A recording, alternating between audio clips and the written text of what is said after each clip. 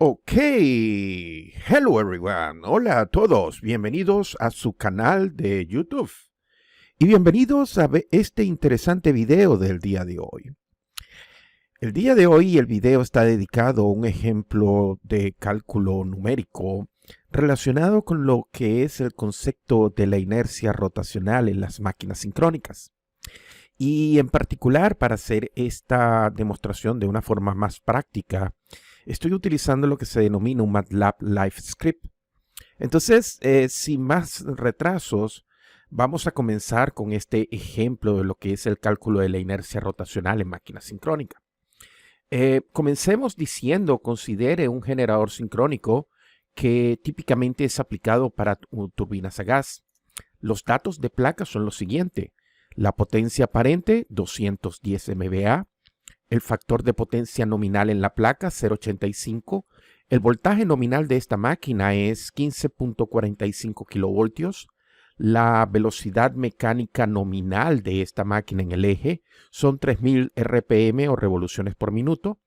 Tiene un momento de inercia de 31.252.32 kilogramos por metro cuadrado. La frecuencia nominal de esta máquina son 50 Hz y tiene un total de pares de polos que es 2. Entonces hay tres preguntas en este caso. La primera es calcular la inercia, la constante de inercia rotacional de esta máquina, que es denotada con la letra H, en unidades de megavatios por segundo por MVA. Segunda pregunta, calcular el valor de la inercia rotacional, de la constante de inercia rotacional, pero en este caso referido a una potencia base del sistema que corresponde a un valor de 500 MVA. Y finalmente la pregunta número 3 es calcular la aceleración, la constante de tiempo de aceleración para esta máquina. Entonces es un problema sumamente sencillo. Comencemos aquí. Lo primero que hacemos es una limpieza de pantalla, un poco de seguridad y comenzamos con los datos. Es una máquina sincrónica, una unidad de 210 MVA en potencia aparente, velocidad nominal de giro en el eje de 3000 RPM, tenemos el momento de inercia con la letra I y la potencia base aparente, la potencia aparente base 500 MVA. Entonces el proceso del cálculo de la inercia rotacional es sumamente sencilla. Lo primero que tenemos que saber es que la energía cinética contenida en el rotor está relacionada con una ecuación que es sumamente sencilla, que ustedes se deben de recordar de la física mecánica clásica. En movimiento rectilíneo, la energía cinética es un medio de la masa por la velocidad al cuadrado. Pero cuando estamos trabajando con sistemas giratorios, entonces tenemos que utilizar el dual de la masa, que es la inercia I, y la velocidad de giro, que en este caso es la velocidad de giro rotacional del rotor, que es una velocidad mecánica, ¿ok? Entonces, las unidades para esta ecuación es muy sencilla. La energía cinética viene expresada en la clásica unidad del sistema métrico MKS, que la unidad es el famoso joules, ¿ok? La inercia, el momento de inercia, en este caso es en kilogramos por metros al cuadrado, y la velocidad de giro las tenemos expresada en lo que serían unidades de radianes por segundo. Entonces, el siguiente paso es muy sencillo. Lo que tenemos que hacer inicialmente es que la velocidad de giro son 3000 RPM y tenemos que transformarla a las unidades que sean para el sistema MKS en esta ecuación. Y en este caso tenemos que transformar de revoluciones por minuto a radianes por segundo. Es un cálculo muy sencillo, se multiplica por un minuto y se divide entre los 60 segundos en el mismo, se multiplica por 2 radianes, que es una revolución, y entonces cuando efectuamos el cálculo nos da que la velocidad sincrónica mecánica, en este caso en radianes por segundo, son 314.15 radianes por segundo. Entonces el paso siguiente es simplemente incluir los números dentro de la ecuación para el cálculo de la energía cinética. Y ya lo habíamos dicho, lo que tenemos que incluir en esta ecuación es que el valor de la inercia, ya lo habíamos dicho, que eran 31.252, en este caso kilogramos por metro cuadrado. La velocidad de giro, que ya se calculó, que eran 314.15 radianes sobre segundo. Y lo que hacemos es incluir todos esos números dentro de la ecuación y obtenemos la primera respuesta. La energía cinética en este rotor son 1542.24 megavatios por segundo. Paso siguiente es utilizar la definición de lo que es la constante de inercia rotacional. La constante de inercia rotacional H, por definición, es la energía cinética almacenada en el rotor a velocidad sincrónica y en este caso referida a lo que es la potencia nominal aparente de la máquina, ¿no? Entonces, H en unidades de megavatios por segundo sobre MVA viene definido como la energía cinética, en este caso megavatios por segundo, que es lo mismo que megajoules, dividido entre la potencia aparente nominal de esta máquina en unidades de MVA. Entonces es algo sumamente sencillo. Lo que tenemos que hacer es introducir aquí los valores que ya obteníamos anteriormente, 1542.24 megavatios por segundo, dividido entre la potencia aparente de esta máquina, que en la placa nos indica 210 MVA.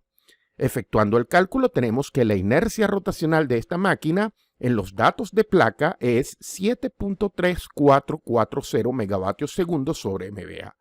Tenemos que recordar entonces que esta inercia rotacional está definida en función de los datos nominales de placa que son proveídos en este problema. Ahora, la siguiente pregunta que nos aparece en este ejemplo es calcular ahora la inercia rotacional, la constante de inercia rotacional H, pero en este caso la queremos referida a una nueva potencia base. Y la potencia base que nos están solicitando son 500 MVA.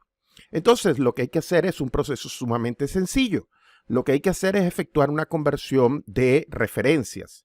En este caso, nosotros podríamos decir que, digamos que H es la inercia rotacional, la constante de inercia rotacional referido a los valores de placa que tiene esta máquina. Y entonces nosotros queremos referirla a una nueva base, que es S base, que es la base del sistema, que en este ejemplo numérico son 500 MVA, y queremos determinar cuánto es el valor de esa inercia rotacional, de esa constante de inercia rotacional H base. Lo cierto es que, independientemente de que se utilice una base o la otra, la ecuación para calcular la inercia rotacional H es simplemente el cociente entre la energía cinética y la potencia aparente. Que lo hagamos en datos de placa o que lo hagamos en datos de referencia a un sistema, nos da igual, porque en definitiva la física dice que la energía cinética rotacional en megajoules, en este caso, tiene que ser la misma.